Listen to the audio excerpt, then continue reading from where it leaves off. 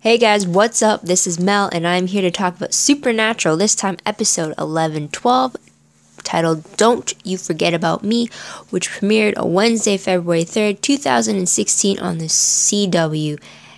And guys, I just have to say, I love this episode for sure. So, before I give anything else away, let's get started with the 10-minute clock. And let's begin. So, what is something new that we learned in this episode? Basically, we see the return of three familiar faces, and that is in the form of Sheriff Jody Mills, who we haven't seen since episode 919, as well as Alex, the girl that they saved from a vampire nest, who was basically using her as their lure. And then we see also Claire Novak, who we haven't seen since episode 1020, and the last time, at the end of that episode, it was basically the Winchesters giving Claire Jody's name, so now we see that she's actually been there with Jody and Alex since then. So we got to see the three of them, got to get into their home dynamic and everything, and see what's going on. And apparently Alex has been adjusting to a normal life while Claire is stuck on hunting, being convinced that there is a hunt in South Dakota, Suffix Falls. I can never say it right, so I do apologize. Apparently, it turns out Claire's right, and thankfully she called in the Winchesters because she wanted someone to believe her, since Jody kept saying there was no signs of hunting. But apparently it's vampires from Alex's past that have come for revenge, so there's that. There was nothing about Castiel or Amara. The Winchesters have no news from either of them. They still have no clue about Lucifer being topside, so there's that. So it's basically focused on their case in South Dakota. Okay, so most shocking moment of the episode, there wasn't any like big story arc reveals, but I think the big, I guess, shocker I could call it is the fact that Alex's boyfriend was a vampire. I mean, it was obvious that the guy who was pretending to be the custodian, he was connected. It was obvious that he was somehow going to be mixed up with the supernatural, but I was surprised that was actually the boyfriend as well. I thought maybe the boyfriend would be pulled in as another victim or used as leverage or something like that, but for him to actually be a part of the thing they're hunting, that was surprising. So, moving on, top 3 favorite moments. I really wanted to talk about this because my absolute favorite moment of the episode has to be that dinner scene between Sam, Dean, Jody, Claire, and Alex. It's just so many things that happened, and I love that we got to see it, because first off, we see Sam and Dean appreciating a very good home-cooked meal. And for the girls, it's just everyday meal for them. It's just chicken, they even say. But Sam and Dean they're pretty much amazed that they're actually eating a chicken that looks like a chicken and not chicken that's in the form of a patty or a nugget or anything like that. So that was pretty funny in itself. So then they go into hunting talk, or to appease Claire and everything. And in between all that, their attention is still stuck on the food, especially with Dean taking those extra mashed potatoes, Sam making a comment about that, Dean brushing off saying there's plenty more, and then going back to hunting. So it's multitasking in that sense, and it's so them, and the fact that they're so, especially for Dean, he's so invested in the food, especially a well-cooked meal is great to see, for sure. And then we go on to Alex trying to pick a fight with Claire about not wanting to talk about hunting and just wanting to go back to normal life. And then Claire brings up the fact that Alex plans to sneak out to the cabin with her boyfriend to basically get intimate. I don't want to say the full thing because I don't know how much I could say, but basically, what the hell? She wants to go, they want to have sex, basically. And we see a little bit, we saw Jody seeing Alex's birth control pills, and then that whole moment they brought up the sex talk, Sam and Dean are like, whoa, and Dean's kind of amused at the fact that, oh, we're going here. And Jody's just stunned. She wasn't expecting that, even though she saw the pills. And then she actually goes in there to talk about safe sex and everything like that. And Sam and Dean don't know what to do. They're just like, maybe this is a family matter. Should we really be listening to this? And Jody's trying to include them and try to like get like their perspectives into it to kind of show support. And like they're like, they look like they're deer caught in headlights type of thing. It was just so funny. And I swear, if that's one scene is put up on YouTube, I will find it and I will repeatedly watch it, and I will laugh every time, for sure, because that was just fantastic. Or if it's on Tumblr and I find that GIF with the dialogue added to it, I'm definitely going to reblog it like crazy, for sure. But yeah, that was my top most favorite moment.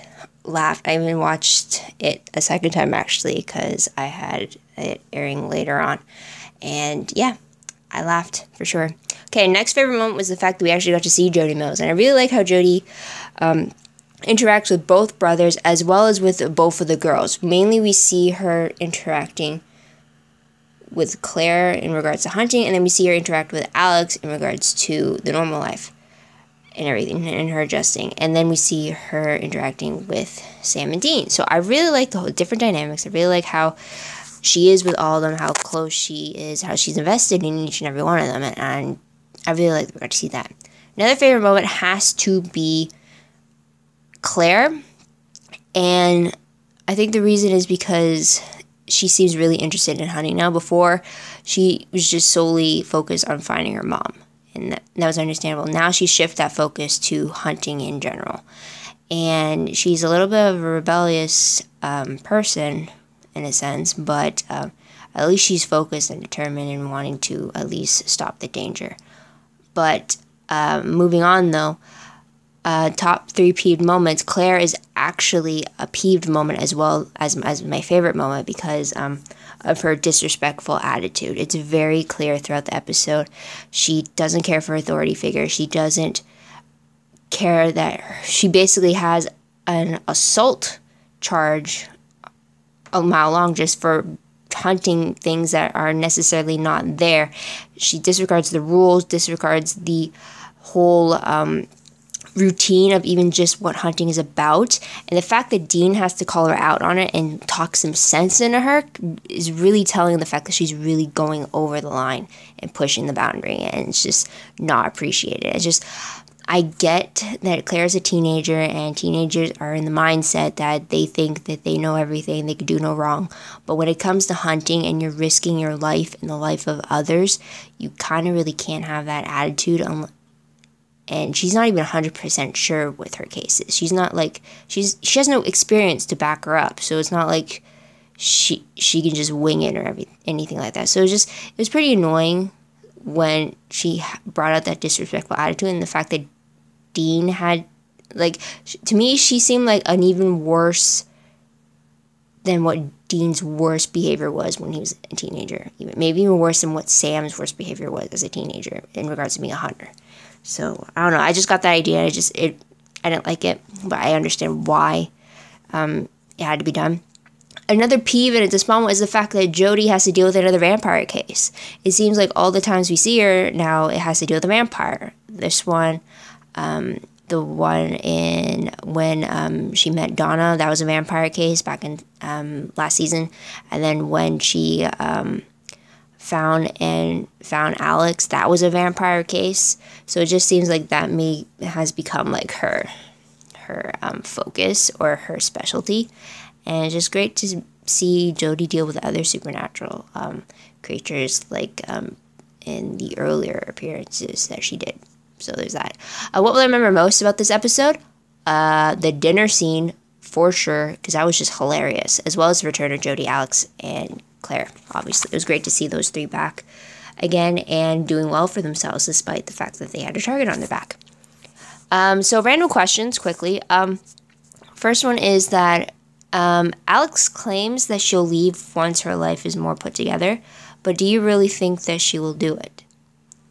I hope not. I hope she still sticks around as long as she can, especially for people involved in the hunting life. Family is very hard to come by, or it's very hard to keep them intact. So I hope that now that she has a family, that she sticks with it as long as she can. Next question. Any chance that we'll see another awkward yet amusing dinner like that again? I hope so. I do, because that was just hilarious. And I kind of wish that we got to see a scene where there was Bobby, or there was Kevin, or there was Charlie, or Cass. Yeah, we kind of saw a bit of it with the sleepover with Charlie and Cass with the Winchesters, but that had like no dialogue to it. It's just like a montage type thing. So like, yeah, we saw some, but I hope we see more, even if it's just to like fill stuff in. It's amusing. It's great to see those little instances where it reminds us that yes, they still have to do the regular mundane stuff. Like, you know what I mean? So anyways, next question. There was no word from Crowley at all, and there's no mention of him in this episode. And we have no idea what has happened to him since he realized that Lucifer is possessing Castiel's vessel. So how long until the Winchesters notice? Or do they even notice at all? Oh, do they even notice at all that they haven't even heard anything from Crowley at all? Or is it just a relief for them that they're not hearing from the King of Hell? Don't know. I'm a little worried because I want to know what happened to Crowley. Next question. How long of a big bad villain do you think Amara will be? I did mention it at the very end of the last video I did for Supernatural, so I thought I'd add it in the actual question section. But for Amara, how long do you think she'll last? Because for season 1, season 2, it was Azazel as the big bad, and then season 3 had to deal with Dean's deal and Lilith, and then Lilith was kind of the big bad in season 4, but it was mainly Lucifer that was a big bad in season 4 and season 5, and then 6 you have Eve, the purgatory leader, and then 7 you have the Leviathans, and then 8 it was the demons, and then 9 was the angels, mainly Metatron, and then 10 was Demon Dean and the Mark of Cain, and then 11 is the darkness. But I'm thinking since the darkness is supposed to be up there with Lucifer, I'm thinking she is maybe going to... It would be reasonable if she stretched 2 seasons. I really don't think with Amara being this big bad, this biblical, pre-biblical villain, I don't think it'd be reasonable if the Sam and Dean figured out a way to defeat her within 1 season. It doesn't make sense. 2 seasons, sure. If they could stretch it to 3, then that would make sense because she is supposed to be this biblical darkness, right? So like for something this massive and this powerful, you're gonna need more time to defeat it because no one has defeated it before, if that makes sense. So I think she's going to last more than 1 season. What do you guys think? Let me know in the comments below. Another random question, and this has to do with when I was thinking back to the beginning of this season, and the fact that Billy the Reaper had mentioned this thing called the Empty back in episode 1102. Basically, she was saying that the next time Sam and Dean die, they're not going to go to heaven, they're not going to go to hell, they're going to go into the empty, and basically where their souls will be lost. I think I remembered it correctly. But question is, are we ever going to hear that term again? Is it ever going to be brought up? Are we going to get more answers about what it is, aside from that one sentence that she told us? I'd like to know more. I'd hope Sam and Dean never have to go there, but it was a great new plane of the afterlife that we got to hear about. So there's that. Next question, it definitely has to go back to the beginning of the season, and that is in the first and second episode of season 11 this season. We were introduced to these creatures that had the black veins going up their necks, and they became these creatures. Sam even became one of them in 1102 before he figured out a way to cure himself from it. But then that was it. After he figured out how to cure it in that second episode, he started curing people in the town, but that was it. Now, I thought those creatures came because Amara was released because of the darkness. So I thought that we would see... It was like... I thought those things were like the new Leviathan thing that we had to deal with. But we haven't seen any mention, any reference to them appearing again. So is that it? Or, I don't know. Let me know in the comments below. I'd love to hear your take on it, because it just seems that it was just a quick and easy fix at the beginning of the season, and that was it, which kind of irritates me a bit. I want to see that brought back again. And did Sam even share what the cure was to Dean?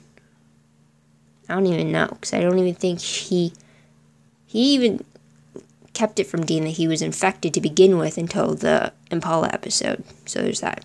Okay, predictions, very quickly. In the promo for the next episode, that is 1113, it is the Valentine's Day inspired episode. Now, the last time we had one of these was back in season 5, episode 514, I believe, and it involved the Horseman Famine. Yeah. No?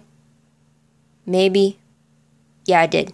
Sorry. So this time we get to see Valentine's Day again. And I really hope that they mention Dean's title of Unattached Drifter Christmas, because that's what Dean called Valentine's Day back in 514. I hope it's brought up again in next week's episode. Now, predictions overall. I'm hoping that Lucifer, who's still possessing Castiel, has some sort of lead on Amara. I hope. He has to have some sort of lead, whether it's to defeat her or find a way to defeat her or find some missing puzzle piece. He has to find something. Hopefully. And we have to find some news on Crowley as well. I really hope, because I don't want to keep wondering whether the guy is dead or alive. He's definitely the better villain I'd rather be allied with than have Lucifer roaming free. So there's that. And last prediction is that Winchesters have to find out soon that Lucifer is topside.